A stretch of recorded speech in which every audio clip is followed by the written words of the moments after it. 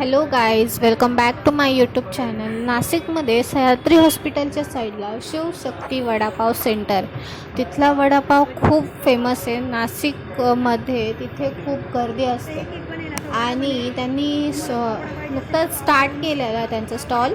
त्या टायमिंगला तिथे खूप गर्दी झालेली, तर म्हटलं इथे खाऊन बघू एकदा वडापाव कसा आहे. बट ते खाल्लं तर खूपच टेस्टी होता.